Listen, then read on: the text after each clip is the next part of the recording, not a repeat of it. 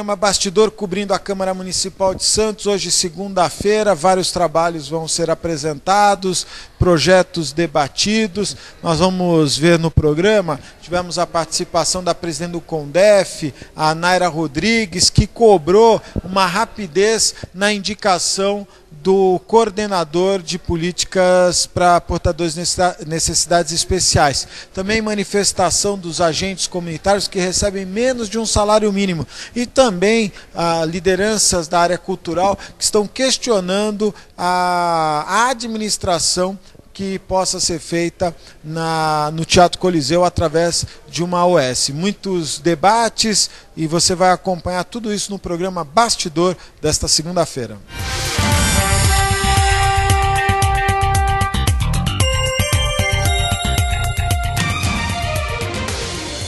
Presidente do CONDEF, a Naira Rodrigues, que utilizou hoje, na sessão desta segunda-feira, a tribuna para fazer uma reflexão, né? Inclusive esse mês nós tivemos o dia do portador de síndrome de Down, dia do autista, são momentos de reflexão aos portadores de necessidades especiais, Naira? Na verdade, os dias, né, comemorativos ou se propõem a refletir realmente e trabalhar essa questão da diversidade humana, porque as pessoas com deficiência são pessoas que têm os mesmos direitos e os mesmos deveres que os demais cidadãos. E por conta disso, nós estamos aqui hoje para defender o nosso direito, o direito das pessoas com deficiência, estar na sociedade de maneira inclusiva, sobretudo nos espaços educacionais, que a educação tem que ser inclusiva. Não existe mais possibilidade na legislação brasileira de nós termos educação segregada, separada do resto da sociedade. Então, as crianças e adolescentes com deficiência precisam estar matriculados nas escolas regulares. Isso é uma discussão, acho que muito polêmica, né? Porque existem várias correntes com vários pensamentos diferentes. Apesar de existir a regra da lei, há alguns entendimentos quanto nesse tema conflitantes, não é? Exatamente. Só que o que acontece? Hoje nós temos um arcabouço legal que nos garante, inclusive a nossa Constituição Federal hoje garante o acesso e a permanência de alunos com deficiência nas escolas regulares, com todos os apoios, com atendimento educacional especializado, para que esses alunos estejam aprendendo em igualdade de condições. Para isso, o sistema educacional tem que ser transformado. Então, o Conselho, a nossa missão é realmente garantir a efetividade do direito. As concepções diversas, elas vão existir e, na verdade, a sociedade se transforma a partir da construção dessas concepções. Só que hoje o que a gente precisa é que se cumpra a lei. Né? E é esse retrocesso que nós não vamos permitir. O Conselho de Direitos da Pessoa com Deficiência de Santos combate qualquer tipo de violação de direitos e negação de matrícula, exclusão do sistema geral de educação em razão da deficiência é crime no nosso país, inclusive para pessoas com autismo, transtornos globais do desenvolvimento, que hoje já são considerados também pessoas com deficiência. Eu divulguei recentemente um problema de um jovem surdo e mudo que teve dificuldade de se inscrever numa escola municipal, se socorreu das vagas que existem no colégio que está ali na Aparecida, em frente ao UPS Central, aliás, o UPS da Zona Leste, que eu esqueci o nome da unidade, que conta com apenas 30 vagas para surdos e mudos, aliás, e que tem ali profissional habilitado para Libras. Na verdade, não existe essa restrição de número de vagas em escola. Mas eles criam isso, não criam? Mas não. Você já teve essa? Não é possível. Então, na verdade, existe até uma conversa pedindo redução de alunos com deficiência nas salas de aula, mas o que acontece? Toda pessoa com deficiência, qualquer deficiência, tem direito a se matricular na escola mais próxima de casa. O Estado querendo ou não querendo? O Estado querendo ou não querendo. entendo. Agora, existe uma diferença entre a educação que vai até o 9º ano, que é a municipal, e o ensino médio. O que a gente tem hoje é a evasão escolar a partir do 9º ano, por conta da falta de provimento de apoios nas escolas regulares do Estado de ensino médio. Mas o que a lei nos garante hoje, e nós acabamos de sair de uma audiência no Ministério Público e tratamos disso. As escolas regulares têm que garantir o acesso e a permanência dos alunos com deficiência. A educação especial, que a gente conhecia até então em escolas separadas, nem sob o argumento de proteção, né? Porque a proteção, o argumento da proteção, do atendimento mais especial para aquele aluno também é excludente, também exclui. Os alunos com deficiência também têm que ter o direito de estar nos mesmos espaços, passando pelas mesmas dificuldades e ajudando a transformar os espaços educacionais. A gente tem, sim, alunos surdos que estão na rede regular, que estão sem intérprete de Libras, inclusive sendo orientados a ficar em casa, enquanto os intérpretes não chegam às escolas. Isso é violação de direitos. Isso é grave. É muito grave, porque é falta de acesso à informação. E muito mais uma cidade que tenha os recursos, não só financeiros, mas de pensamento, né? Uma cidade vanguardista não pode enfrentar uma situação como essa. Infelizmente, Santos tem se mostrado uma cidade mais conservadora do que vanguardista na questão da política para a pessoa com deficiência. A gente tem um movimento que é forte, nós somos pioneiros na questão da formação do Conselho Municipal de Direitos. Hoje nós somos, o nosso conselho representa todos os conselhos do país, lá no Conselho Nacional de Direitos da Pessoa com Deficiência, por conta da nossa história, mas a gente avança ainda muito pouco, sobretudo na questão da educação. Nós tivemos também nesse debate que você aproveitou para expor as ideias, não é, do CONDEF, houve também uma cobrança de alguns vereadores quanto à indicação do coordenador de políticas para portadores de necessidades especiais. Qual é o nome da coordenadoria? É Coordenadoria de Políticas para Pessoas com Deficiência. Há uma certa ainda, aliás, uma certa não foi nomeado, e há uma expectativa por parte do CONDEF e dos movimentos, ou não? Sim, todas as nossas reuniões ordinárias, há uma cobrança à Secretaria de Defesa de Cidadania. O argumento é que não há um nome, né? Então, eles não têm uma pessoa que eles consigam encontrar para coordenar.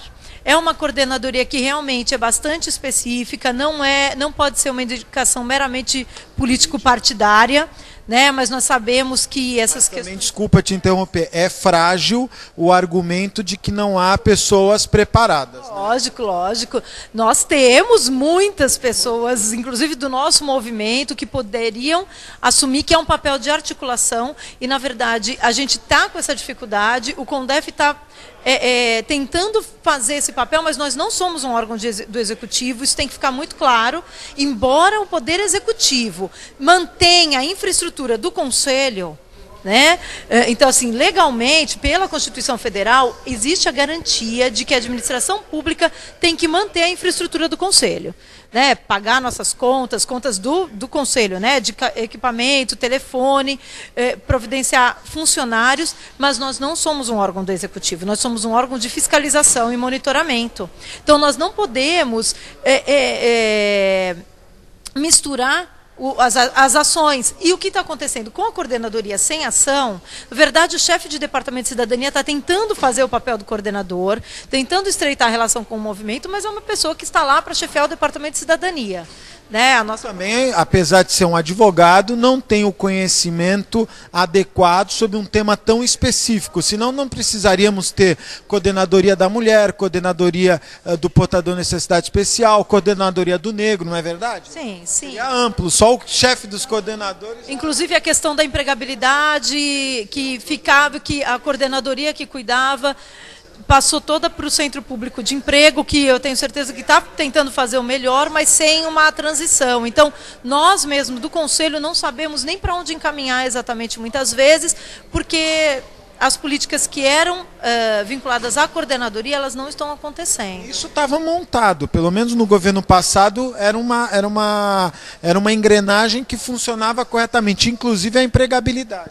Sim, a coordenadoria tinha um cadastro bastante extenso, tinha o vínculo com instituições, com universidades para qualificação profissional. E existia, sim, a intenção de migrar esse serviço para unidades que fazem esse serviço para a população em geral. Por quê? Porque a gente entende que inclusão é isso, não são serviços separados. São as pessoas com deficiência poderem ser atendidas no serviço que os demais cidadãos sejam atendidos, mas com qualidade, com adequação. Né? Então, na coordenadoria, a gente tinha pessoas que sabiam língua de sinais, que atendiam as pessoas surdas, a gente tinha pessoas que conseguiam orientar até como fazer um currículo para pessoas com deficiência intelectual, que acompanhavam junto às empresas essa inclusão. Hoje nós não temos mais isso. Olha, quero agradecer a Naira Rodrigues, conversou com o programa Bastidor, trouxe aqui um momento de discussão de como vivem hoje como vive hoje a discussão das políticas para portadores de necessidades especiais. Naira, obrigado. Obrigada, Gustavo. Valeu, obrigada. Obrigado, nós continuamos com o programa Bastidor.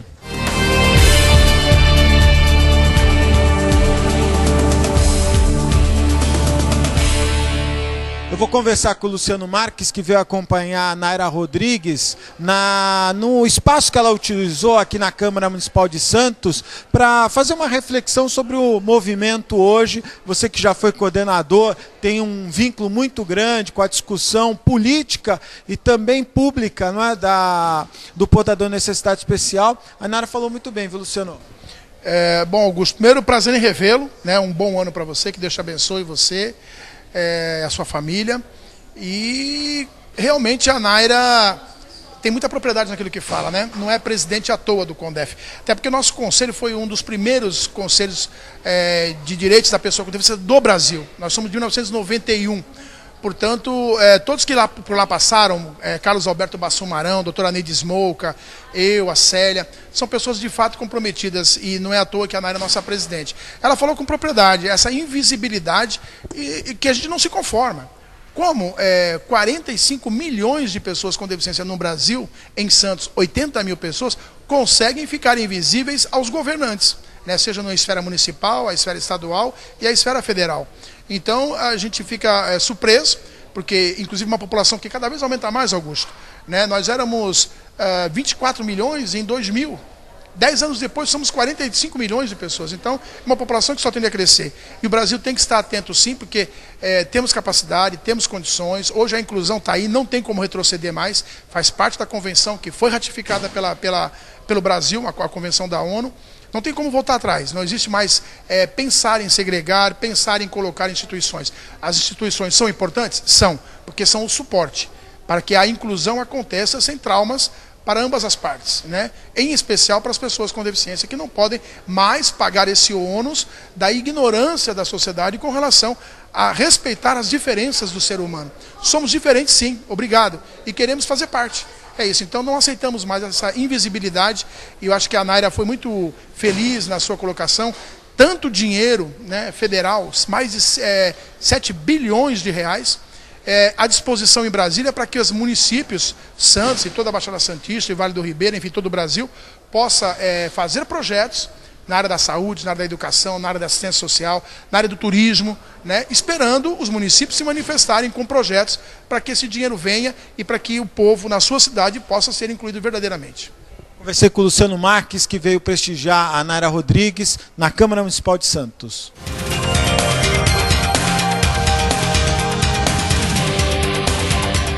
Vereador Ademir Pestana, que mesmo aniversariando veio trabalhar, não é, Ademir? 40, 50 já, Ademir? 50, um pouco mais. A gente tem que trabalhar, né? Tem uma pauta importante hoje, né? A gente tem esse compromisso com a população e a gente fez o aniversário pelo almoço e depois, após a Câmara aqui, a gente vai estar reunido com a família, né? É um aniversário só, mas é um dia do nascimento. Eu só sinto falta da minha mãe, não está mais viva, né? Sinto muito falta dela. Que acaba sempre tendo aquela... Por mais que a gente vá envelhecendo, né? O carinho da mãe é o carinho da mãe.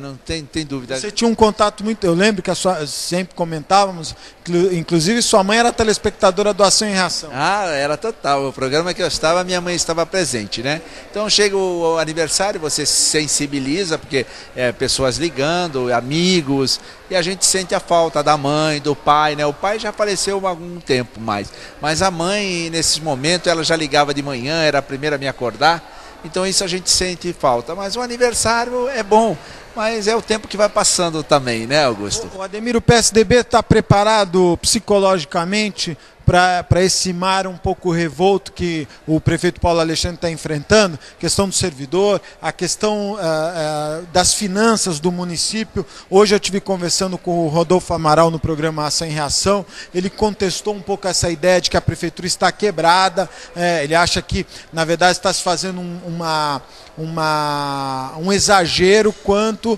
à condição financeira do município.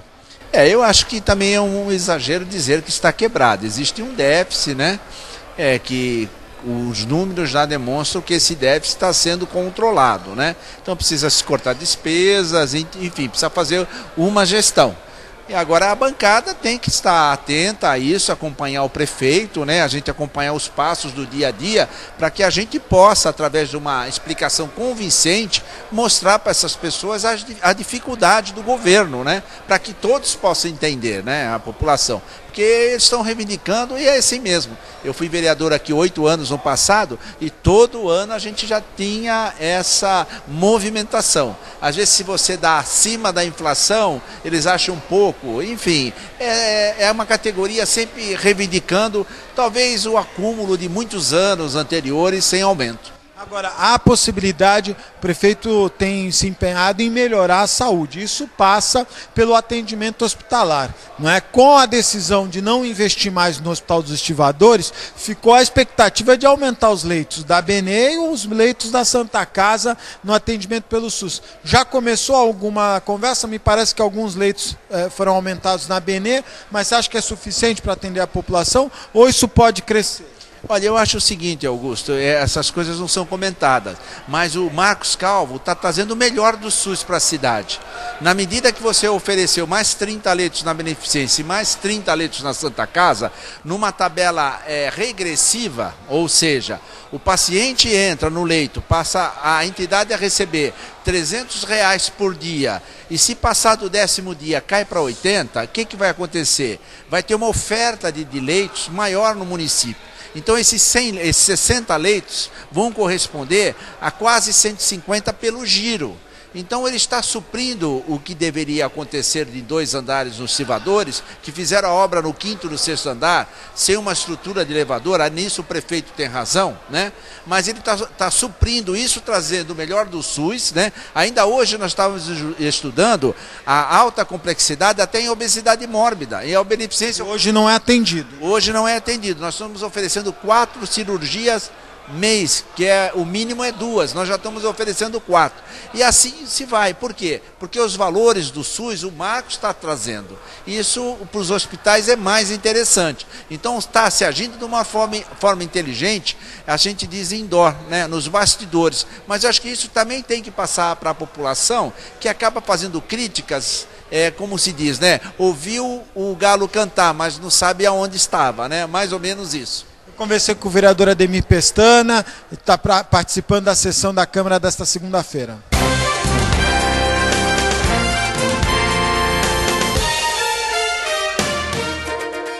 O vereador Douglas Gonçalves participando da sessão desta segunda-feira, ele que trouxe uma polêmica às agentes de saúde que ganham menos que um salário mínimo, Douglas. Um absurdo, Augusto, boa noite aos seus telespectadores. Por lei, elas não podem ganhar menos do que um salário mínimo. A informação que eu obtive, na qual eu fiz até um requerimento, é que o Ministério da Saúde manda um valor para a prefeitura repassa para a ASP, né, que é uma ONG, e esta ASP é que paga as agentes comunitárias de saúde. E, inclusive, eu tive a oportunidade de mostrar no requerimento, anexei um olerite de uma das agentes, Augusto, que ela ganha R$650. Aonde que alguém vai ganhar menos que um salário mínimo? E você sabe muito bem, o seu telespectador também, o quanto que é importante o trabalho das agentes comunitárias de saúde. São elas, principalmente no momento em que a cidade vive epidemia, que fazem um trabalho maravilhoso, indo nas residências, conversando com os moradores, e elas são conhecidas. E por que acontece isso? Não há um repasse devido do governo federal? Essa sua resposta só posso dar a você, aos seus telespectadores, após a resposta ao requerimento. Eu seria leviano de falar que durante o caminho uma parte desse repasse fica parado, fica estacionado ou retido. Eu não sei. O que eu acho estranho é o seguinte: vem no Ministério da Saúde, vai para a Prefeitura e depois é repassado para a ASP. E a ASP é quem paga as agentes comunitárias de saúde. A ASP é uma OCIP? É uma OCIP, é uma ONG, né? É uma organização não governamental. Então, quero saber quanto que é repassado, quanto que é pago, o porquê dessa parceria, né, entre a Prefeitura e a ASP, por que tem que passar pela ASP, quanto que é pago, entendeu? Para que a gente possa passar pela OS ou a OCIP, ou ONG, associação, é natural que precisa desse poder público. Agora, se o governo federal tem uma tabela de remuneração, ela deveria ser seguida. Eu cheguei até a apresentar também na sessão anterior um documento, uma portaria do Ministério da Saúde, dizendo que eles repassam R$950, né? E um olerite per capita e olerite por agente. E na sessão de hoje eu anexei um olerite R$650. Aonde estão esses R$300, por exemplo? Esse é o teor fundamental desse requerimento que eu apresentei. Ô Douglas, há uma expectativa, a Fernanda até apresentou aqui uns requerimentos quanto à manutenção dos postes da cidade, não é? A CPFL fez um convênio com a Prefeitura, vai colocar toda a fiação subterrânea na área do centro e do Valongo. Foi até divulgado com certo estardalhaço. Agora, nós temos acompanhado que a manutenção dos postes existentes deixa muito a desejar. Eu vi que você já tem feito alguns requerimentos com o intuito de saber qual é a relação com a CPFL. Esse é um dos requerimentos também que eu apresentei, Augusto. A Fernanda, ela foi feliz ao fazer um requerimento como esse, e eu vou mais longe. Se você parar para pensar hoje, Augusto, existem várias operadoras de telefonia e de canal de TV a cabo que também se utilizam desses postes. Então, aonde eu quero chegar? Existem várias outras empresas que se utilizam desses postes de iluminação.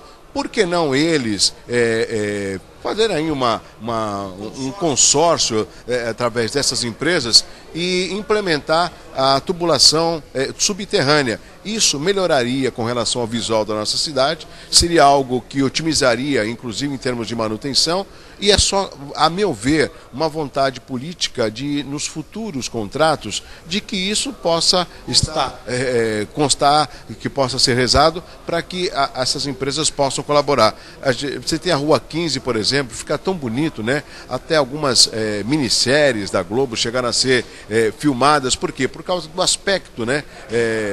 Saudosíssima dos anos 50, 60. Independente de conseguir colocar toda a fiação subterrânea, a manutenção dos postes existentes, tem um poste na Conselheiro Nebias com a Luísa Macuco, que ele está quase caindo em cima do estabelecimento. Tem os postes que estão, vários postes no Canal 6, que não estão com a manutenção devida. A manutenção é fundamental. Agora, uma questão importante que nós estávamos comentando, é surpreendente essa situação do Coliseu, inclusive com o seu fechamento. Chamou a atenção pelo valor já gasto, pelo que já foi investido e, pior, até outro dia estava recebendo milhares de pessoas. Né? É triste para a cidade, mas ao mesmo tempo eu acho que foi uma ação necessária por parte do prefeito Paulo Alexandre e do secretário Raul Cristiano.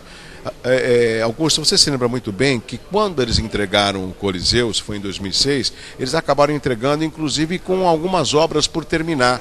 E o seu telespectador sabe muito bem quanto tempo levou para a reforma do Coliseu, que na época o Rodolfo Amaral, que é economista e foi secretário de Finanças, chegou até a falar que o Coliseu de Roma ele foi mais rapidamente construído do que o Coliseu aqui da cidade de Santos. O que falta aí, aqui eu não quero elencar nomes, né, seriedade no trato do dinheiro público. Se em 2006 não tinha condição, não se entregaria à população, porque esses problemas se arrastaram. Recentemente eu li na tribuna que o ex-secretário Carlos Pinto, ele falou assim numa frase: no meu tempo funcionava. Tudo bem, mas funcionava como? Precariamente? A contento? Porque eu não quero pensar que um secretário de Cultura feche um teatro tão importante para a cidade, para a região, como o Coliseu, por causa de um simples problema. Algo mais fez com que o IPT fizesse esse levantamento e optasse por um bom senso de fechar o Coliseu. Eu espero, Augusto, que esse prazo de 1 ano ele seja reduzido para o bem da cultura da nossa cidade. Eu conversei com o vereador Douglas Gonçalves aqui no programa Bastidor.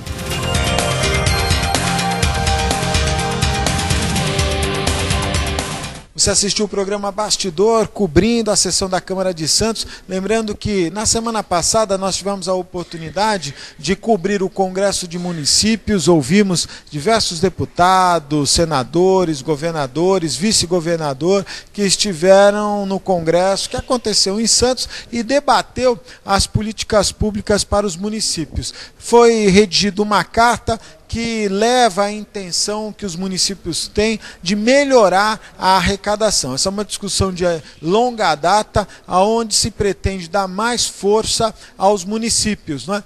Lógico que passa ano, vem ano, tem congresso, não tem congresso, e essa discussão me parece que não chega a um final. Na verdade, os municípios cada vez mais estão sendo deixados de lado e não há recursos suficientes para a manutenção da cidade. Haja vista a cidade de São Vicente, a cidade de Cubatão, as crises econômicas e agora a cidade de Santos, que vive esse impasse na remuneração do servidor. Haverá um conflito, sem dúvida nenhuma, entre o atual prefeito, poder público, e o servidor municipal, que quer um reajuste maior do que oferecido. No programa Bastidor desta segunda-feira, ouvimos vários vereadores, vários projetos, pessoal do CONDEF, ouvimos vários representantes da sociedade que manifestaram suas opiniões a respeito do que se trata aqui na Câmara Municipal. Lembrando que a Câmara passa a ser o eco da sociedade